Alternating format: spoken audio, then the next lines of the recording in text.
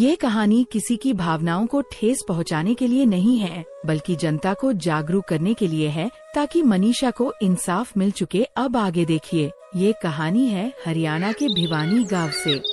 गांव बहुत ही सुंदर था। लोग आपस में आत्मिक प्रेम से रहते थे। गांव में एक परिवार था, पति, पत्नी और उनके 2 बच्चे। बेटे की उम्र 20 साल और बेटी की उम्र 18 साल थी। बेटी का नाम मनीषा था। मनीषा बचपन से पढ़ाई में तेज और होशियार थी। वह स्कूल में बच्चों को पढ़ाती थी। अरे मनीषा, तू दिन रात किताबों में ही घुसी रहती है। पहले स्कूल में बच्चों को पढ़ा, फिर घर आकर खुद पढ़ाई। कभी घर के काम भी सीख ले, आगे चलकर जरूरत पड़ेगी। अरे भैया, सब सीख जाऊंगी। अभी तो भूख से हाल बुरा है। माँ, खाना तैयार है क्या? हाँ बेटा, खाना बन गया। जब मन करे खा लेना। ठीक है माँ, मैं खा लेती हूँ। और हाँ, कल बच्चों के एडमिशन है, इसलिए मुझे सुबह जल्दी निकलना होगा। इतना कहकर मनीषा अपने कमरे में सोने चली जाती है। देखिए जी, हमारी मनीषा कितनी समझदार है। दिन रात पढ़ाई में लगी रहती है। और बेटा है कि सारा दिन बस घूमता रहता है। सही कह रही हो। चलो अब सो जाएं। सुबह जल्दी उठना है।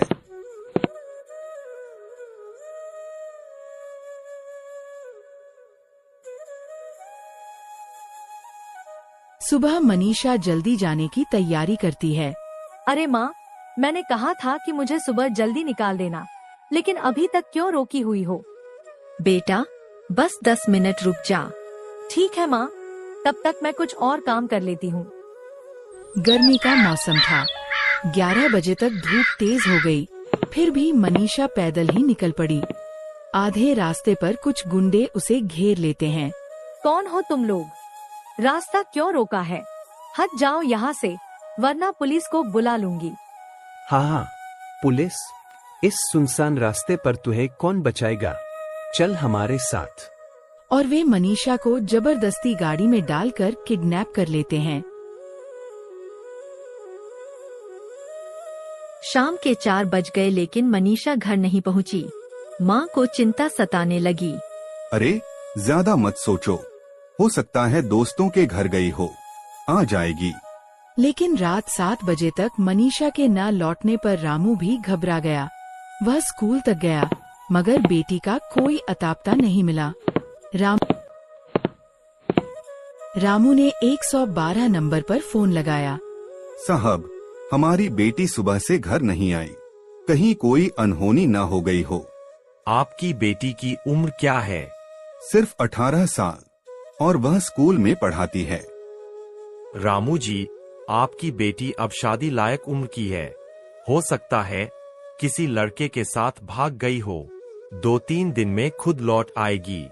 रामू और उसकी पत्नी शारदा यह सुनकर टूट जाते हैं। नहीं जी, हमारी मनीषा ऐसा कभी नहीं कर सकती। हमें खुद तलाश करनी होगी। दोनों रोज सुबह से शाम तक भिवानी में मनीषा को खोजते, लेकिन नतीजा शून्य।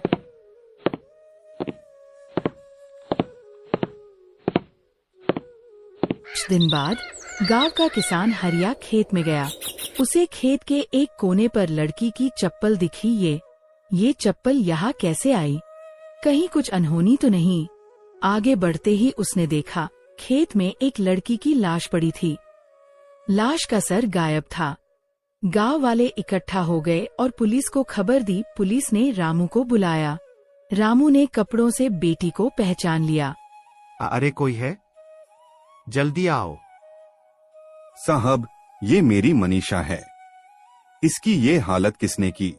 रामू जी, आप हिम्मत रखिए, हम कातिल को जरूर पकड़ेंगे। लेकिन महीनों की जांच के बाद भी मनीषा का कातिल नहीं मिला। मनीषा की मौत से परिवार की दुनिया उजड़ गई। गांव भी गहरे सन्नाटे में डूब गया। दोस्तों, ये कहानी सच्ची घटना पर आधारित है। हमारा मकसद है मनीषा को न्याय दिलाना और समाज को जागरूक करना। कृपया चैनल को सब्सक्राइब करें और इस वीडियो को ज्यादा से ज्यादा शेयर करें। ये कहानी किसी की भावनाओं को ठेस पहुंचाने के लिए नहीं है, बल्कि जनता को जागरूक करने के लिए है, ताकि मनीषा को इंसाफ मिल चुके। अब आगे देखिए। भिवानी जिले का एक छोटा सा गांव, एक ऐसा गांव जहां की मिट्टी में उम्मीद की खुशबू थी और सपनों की ताजगी। इसी गांव की एक बेटी थी, मनीषा हाटिया, एक ऐसी शिक्षिका जो बच्चों के भविष्य को गढ़ रही थी। उसकी हंसी, उसकी लगन, यही तो उसकी जिंदगी का मकसद था। उसे क्या पता था कि यही जिंदगी एक दिन एक काली छाया में गुम हो जाएगी। बच्चों, अपनी कलम की ताकत को कभी कम मत समझना। यह वो दौलत है जो कोई आपसे छीन नहीं सकता। शिक्षा ही वो रोशनी है जो तुम्हें अंधेरे से बाहर निकालेगी। तुम सब बड़े होकर न सिर्फ अपने गांव का बल्कि पूरे देश का नाम रोशन करोगे। वादा करो मुझसे, पढ़ाई हैंक भी नहीं छोड़ोगे। फिर बच्चे टीचर से वादा करते हैं। हाँ टीचर, हम आपसे वादा करते हैं, हम पढ़ाई कभी नहीं छोड़ेंगे। फिर मनीषा वहाँ से घर के लिए निकल जाती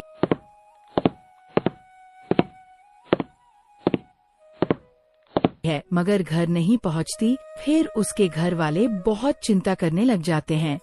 मामा राजेंद्र चिंतित होकर घर में इधर उधर चक्कर लगा रहे हैं। दादी और परिवार के अन्य सदस्य बेचैनी से दरवाजे की ओर देख रहे हैं। हेलो, हमारी लड़की मनीषा, वो सुबह से घर नहीं लौटी है।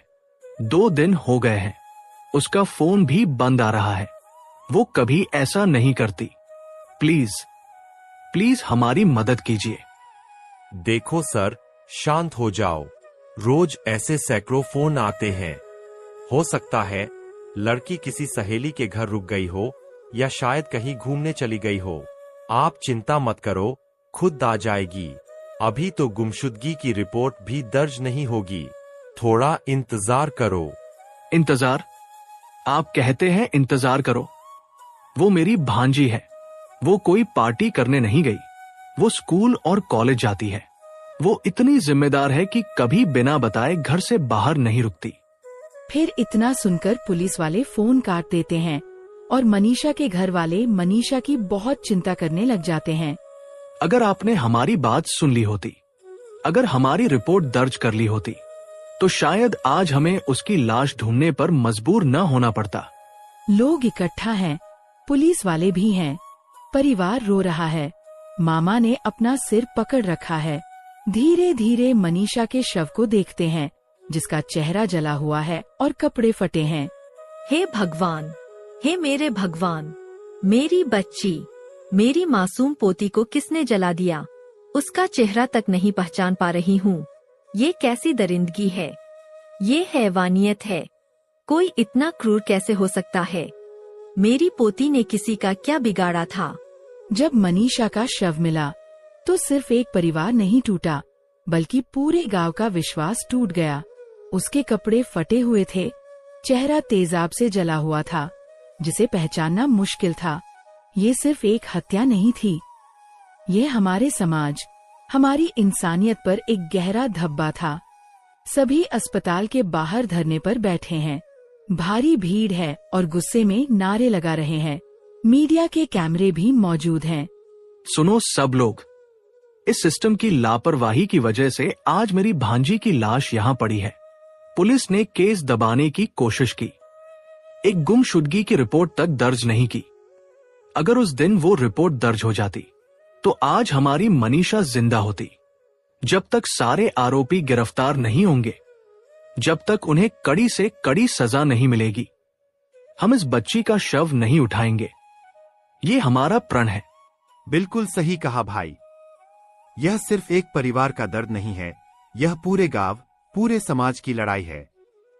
आज मनीषा के साथ हुआ है, कल किसी और के साथ भी हो सकता है। हम इस अन्याय के खिलाफ आवाज उठाएंगे। हम सड़कें जाम करेंगे, हम पुलिस थाने घेरेंगे। जब तक हमें न्याय नहीं मिलता, हम रुकेंगे नहीं। अस्पताल गेट पर पुलिस और नेताओं का काफिला आता है। सांसद और एसपी अंदर आते हैं। वे भीड़ के सामने खड़े हो जाते हैं।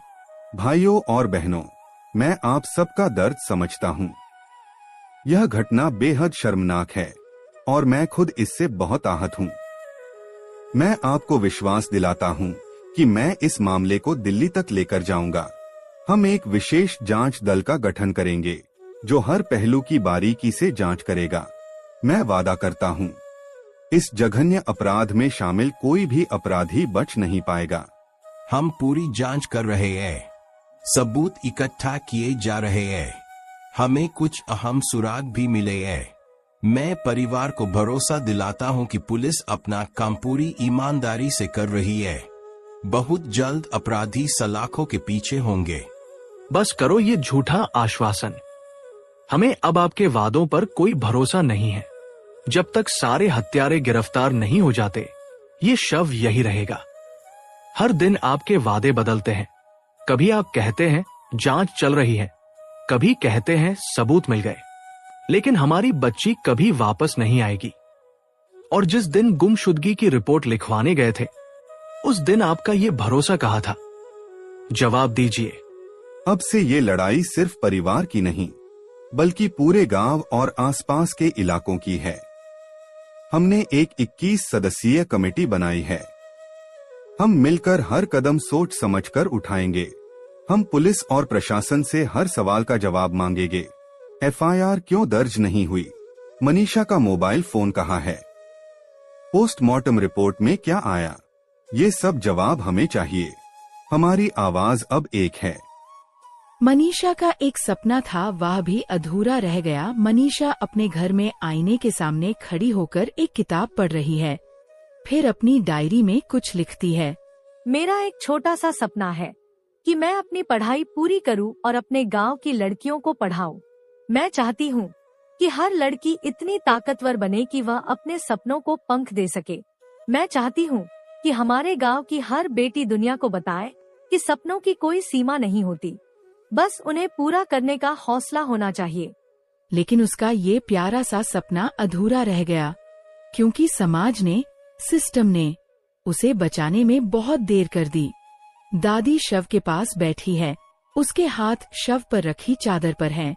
चारों तरफ सन्नाटा है, कुछ ही लोग हैं जो उनके साथ बैठे हैं। दादी टूटे हुए स्वर में बोलती है, मेरी पोती, तेरे सपने अधूरे रह गए। तेरी चिता को जलाने से पहले मैं तुझे न्याय दिलाऊंगी। मैं कसम खाती हूँ, जब तक तेरे गुनहगारों को सजा नहीं मिलेगी, मैं तेरा अंतिम संस्कार नहीं करूंगी। तू ऊपर से देख रही होगी, हम तेरी लड़ाई लड़ रहे हैं और लड़ते रहेंगे। ये कहानी सिर्फ एक बेटी की निर्मम हत्या की नहीं, यह हमारे सिस्टम की नाकामी की दर्दनाक दास्तान है।